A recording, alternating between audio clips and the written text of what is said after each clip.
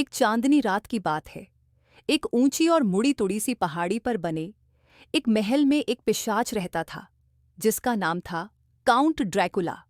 लेकिन डरने की जरूरत नहीं, वो बिल्कुल भी डरावना नहीं था, बल्कि ड्रैकुला एक प्यारा और मजाकिया पिशाच था, जो चमकदार बैंगनी रंग की टोपी पहनता था, हर सुबह अपने दांतों को पॉलिश करता था और एक छोटी छतरी लगे कप में टमाटर का जूस पीता था। ड्रैकुला की जिंदगी का सबसे अच्छा हिस्सा थीं उसकी दो बेटियां, लूना और विवी। लूना 9 साल की थी। उसके लंबे काले बाल थे, जिन्हें वह छोटे छोटे चमगादड़ जैसे क्लिप्स से सजाती थी, और उसे जादू और विज्ञान की किताबें पढ़ना बहुत पसंद था। वह होशियार, शांत और हमेशा अपनी पोषण लैब में कुछ नया बनाती रहती थी। विवी 6 साल की थी।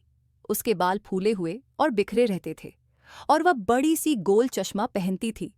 वह ऊर्जा से भरी रहती थी और हमेशा अपने प्यारे भरे हुए कद्दू बैट बू को साथ रखती थी। उसे फर्नीचर पर कूदना, पोशाक पहनकर खेलना और चुपके से कुकीज खाना बहुत पसंद था। एक धुंधली सुबह ड्रैकुला अपनी केप फड़फड़ाता हुआ हॉलवे में तैरते हुए आया और खुशी से बोला, मेरी प्यारी बेटियां, आज रात गांव में स्पूक एंड स्पार्कल फेस्टिवल है। उसकी आंखों में चमक थी। हम इंसानों के साथ मनाएंगे, संगीत, मिठाइयाँ और ढेर सारी मस्ती। लूना खुशी से चिल्लाई, मैं अपनी चमकदार बबल मशीन टेस्ट कर सकती हूँ। विवी ने अपने बैट वाली टुट्टू में घूमते हुए कहा, और मैं चमचमाते पंख पहनूंगी। लेकिन तभी ड्रैकुला ने अपना सिर खुजलाया। लेकिन अगर इंसान मुझसे डर गए तो? मैं सालों से गांव नहीं गया। अगर वे मुझे देखकर चिल्ला पड़े तो? लड़कियां ही हंस पड़ी। पापा, आप डरावने नहीं हैं। लूना बोली, आप तो कोमल और प्यारे हैं।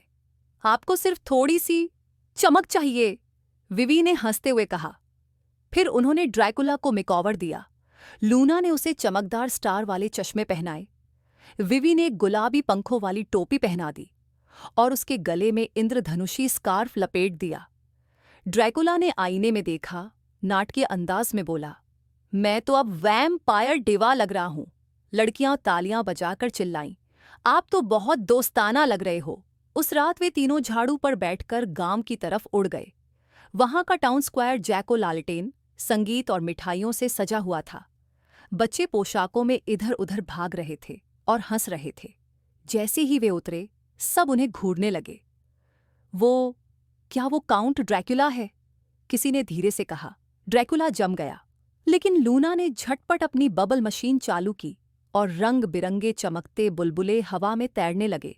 विवी ने पंख फैलाकर घूमना शुरू किया और वैम्पायर बूगी करने लगी। ड्रैकुला ने गहरी सांस ली और आगे बढ़ते हुए एक बड़ी सी हंसी के साथ बोला, नमस्ते इंसानों, मैं टमाटर का रस और जोक्स लेकर आया हूं। बच्चे हंसने लगे। ड्रैकुला ने छोटे कद्दुओं की जुगलबंदी की, मजेदार जोक्स सुनाए, जैसे कंकाल एक दूसरे से क्यों नहीं लड़ते, क्योंकि उनके पास हिम्मत नहीं होती, और एक प्यारी सी वैम्पायर लोरी भी गाई। गांव वाले तालियां बजा बजाकर हंसने लगे। मेयर ने तो ड्रैकुला को एक सुनहरी कैंडी का ताज तक पहना दिया। आप और आपकी बेटियां तो खुशियों से भरे हुए हैं, उन्होंने कहा। हमें हर त्योहार पर आपका स्वागत करना अच्छा लगेगा। वापस महल जाते समय ड्रैकुला अपनी दोनों बेटियों के बीच उड़ रहा था, उनका हाथ थामे हुए। मेरी प्यारी लूना और विवी, उसने नर्म स्वर में कहा, तुम दोनों ही मेरी जिंदगी का असली जादू हो। तुमने मुझे याद दिलाया कि एक पिशाच भी चमक सकता है। विवी ने जम्हाई ली और मुस्कुराई। अगले साल बू को भी कोई पोशाक पहनाते हैं। जैसे ही वे सितारों से भरे आकाश में उड़ गए, उनकी हंसी गूंजने लगी, और उस दिन के बाद से काउंट ड्रैकुला अब डरावने पिशाच के नाम से नहीं जाना गया। वह बन गया एक दोस्ताना और मजेदार पापा, हर गांव के त्योहार की जान। और यह सब हुआ उसकी 2 शानदार बेटियों की वजह से, और वे सब हमेशा हमेशा के लिए खुशी खुशी रहते रहे।